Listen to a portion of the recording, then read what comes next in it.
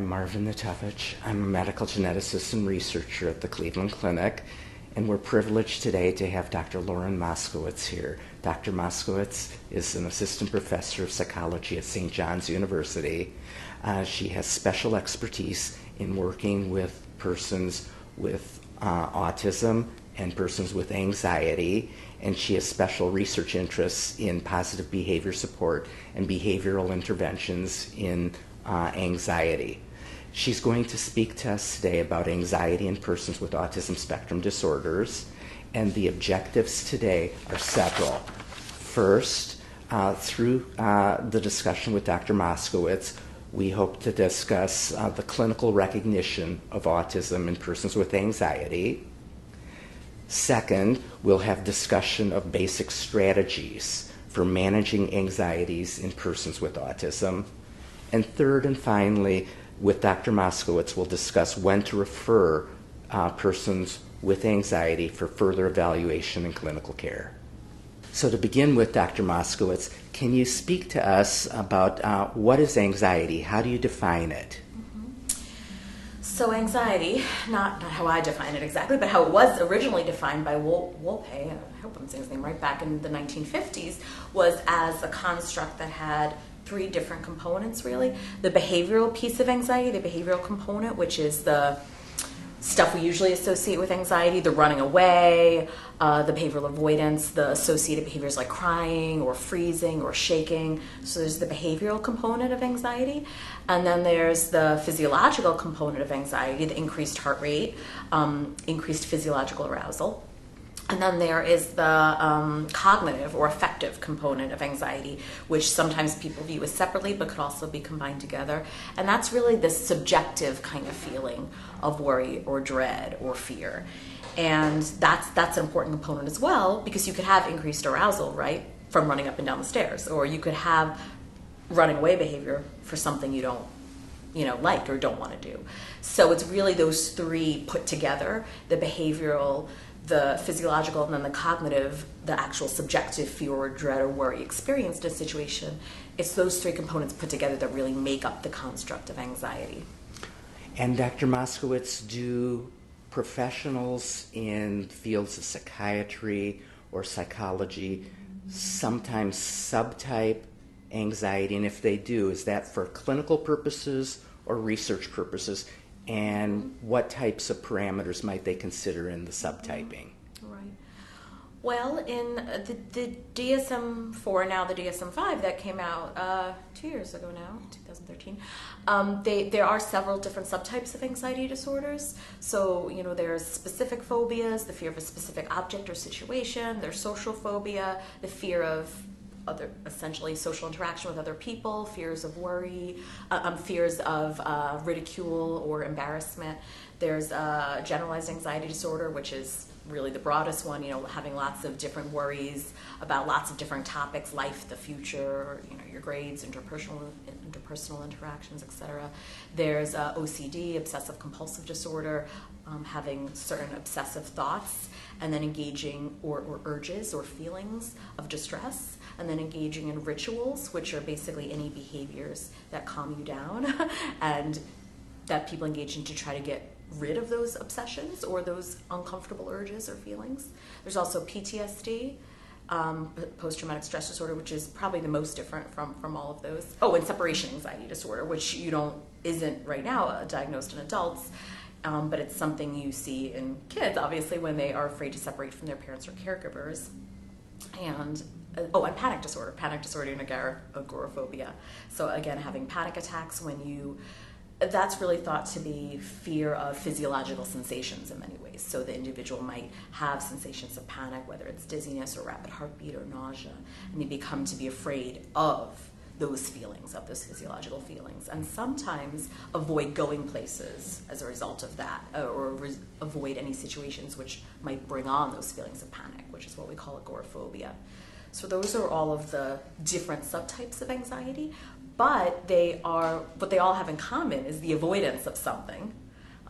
They're all about avoidance for the most part, and with all of those there has to be some sort of distress experienced in any of those situations, as well as interference in people's lives, actual interference in their lives. So to a certain extent, they can all be treated very similarly, and a lot of researchers nowadays are coming up with unified protocols like David Barlow, or really transdiagnostic approaches that really focus on treating the anxiety itself, regardless of the subtype. So I see.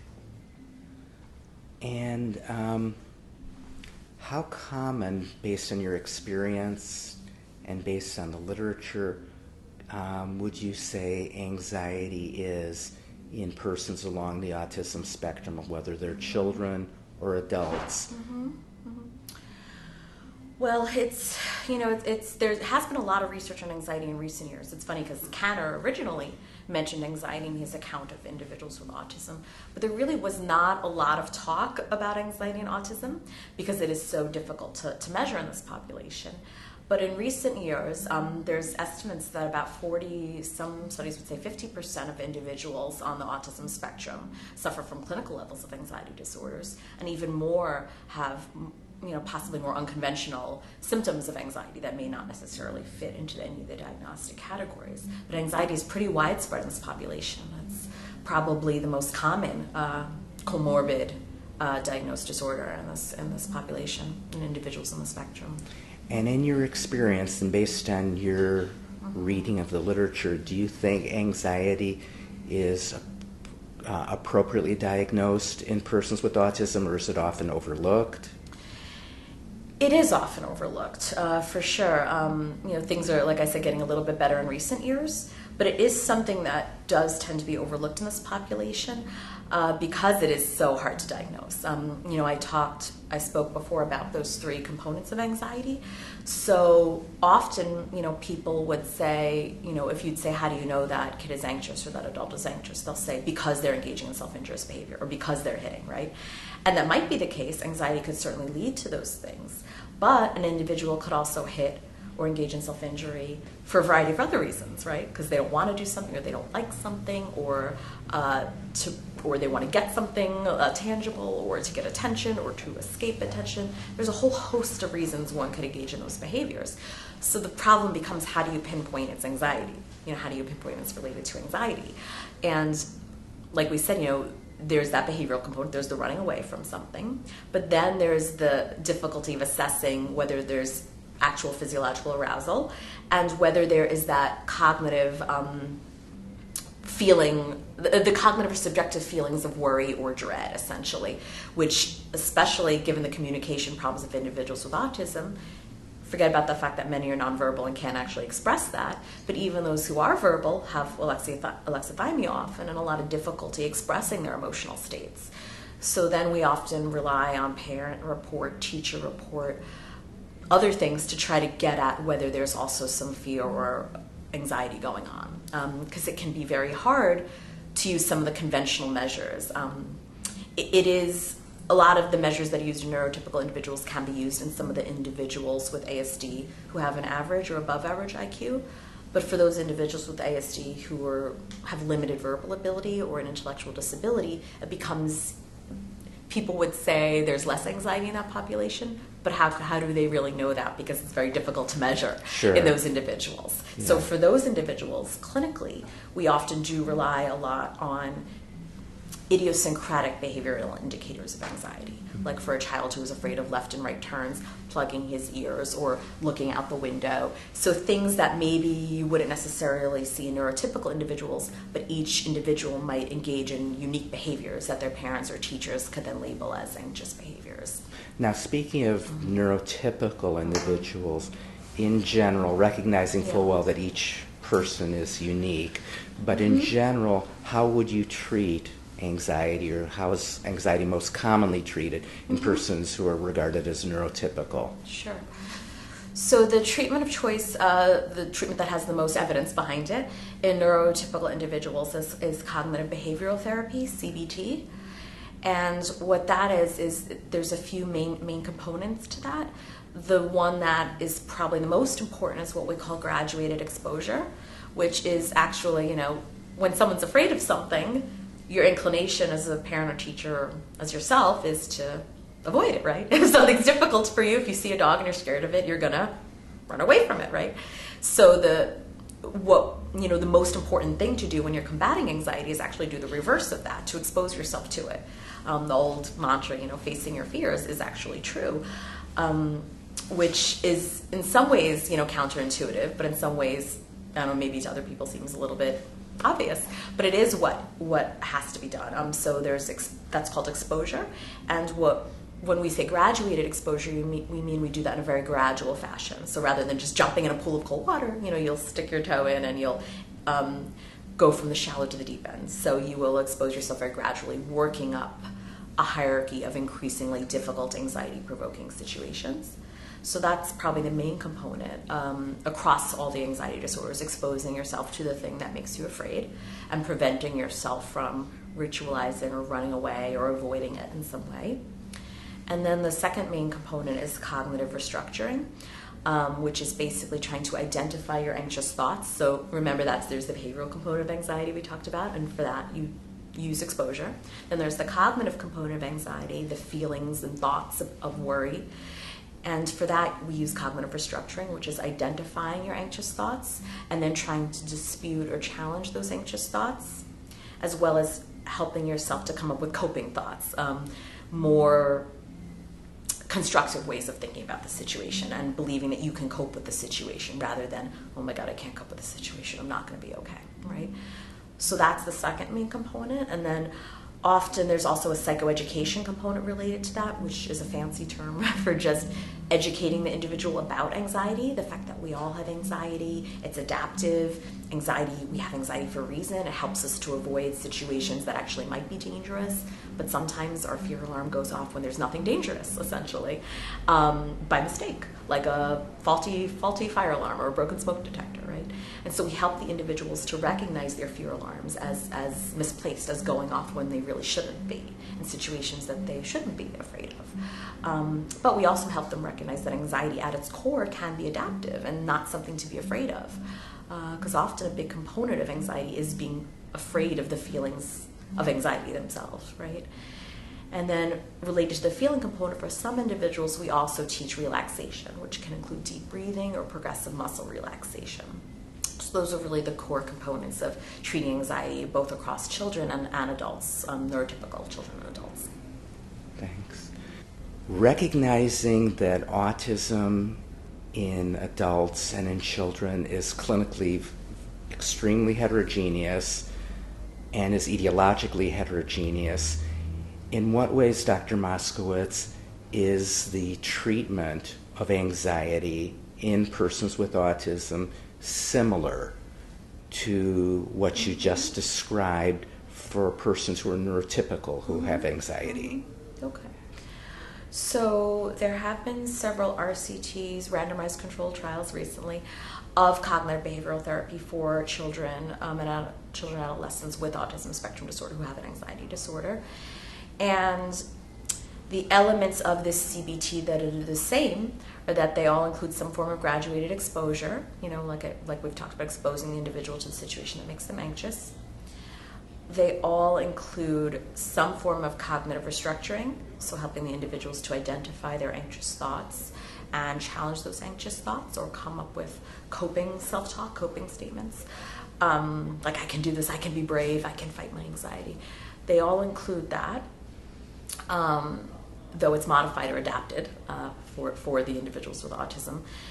They all include some form of psychoeducation, or explaining to the individuals that, anxiety is normal, we all have anxiety, and anxiety at its core is something that's adaptive if it's in small or moderate amounts. It's when it gets to be too high that it can be a problem. And it's when your anxiety is occurring in situations in which you shouldn't be anxious that it can be a problem. So if you're running from a lion, it makes sense that you'd be anxious, that if you saw a lion, you'd want to run from it. That's adaptive. You'd want your fear alarm to go off. But the problem comes when our fear alarm is going off in situations in which we shouldn't be anxious. And so that's part of the psychoeducation we'll teach kids with autism. And that's the same for neurotypical individuals and those with anxiety. And often also some treatments usually incorporate some form of relaxation, either progressive muscle relaxation or or deep breathing, although not always for all anxiety disorders. For only certain of the anxiety disorders, we might incorporate the deep breathing and progressive muscle relaxation. For example, I wouldn't do that for panic disorder, most likely. But for GAD, I might have some. GAD is generalized anxiety disorder. Yes. Yeah. For GAD, I probably would have some relaxation techniques as well. So those are the main techniques: the cognitive restructuring, the psychoeducation, the graduated exposure, the relaxation. Those are the common elements you'll often find across the board for neurotypical individuals as well as those on the spectrum.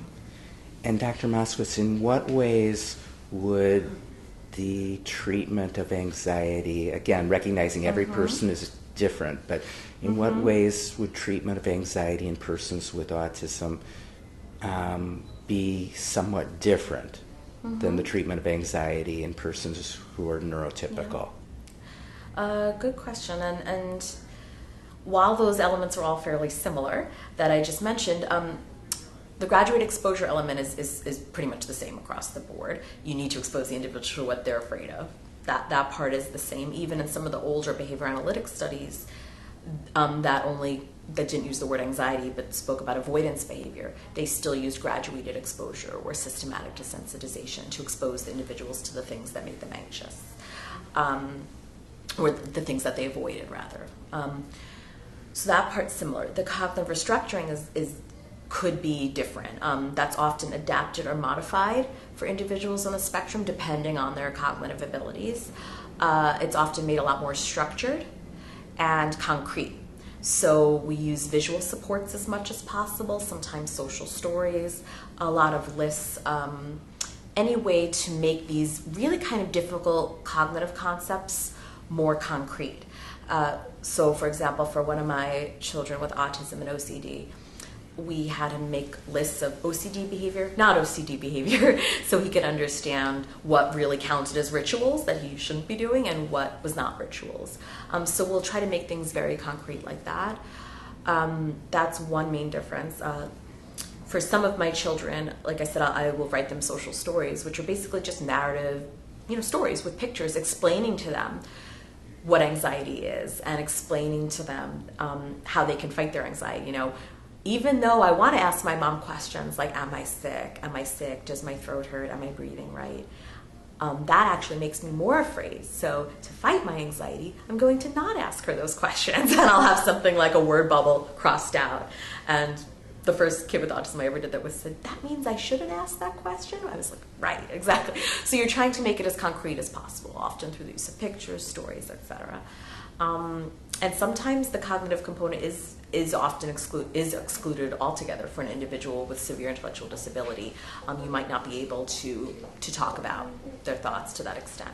So that's one difference. Another main difference is that there is increased parental involvement for children and adolescents with autism spectrum disorder. Some of the treatments for neurotypical kids with anxiety, like the coping cat, for example, there isn't a lot of parent involvement. The parent isn't with the kid all the time. There's parent check-in sessions, but it's more of an individual child treatment. Whereas for treatment of anxiety in children on the spectrum, parental involvement is a must. It's absolutely necessary.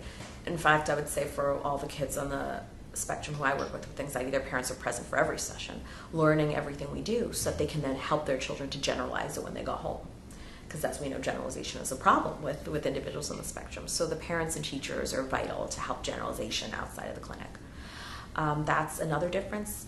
Third difference is that children with autism and all individuals with autism often have restricted interests, or perseverative interests they're called. Circumscribed interest is another name for it. It basically means they're very obsessed with certain topics or certain things.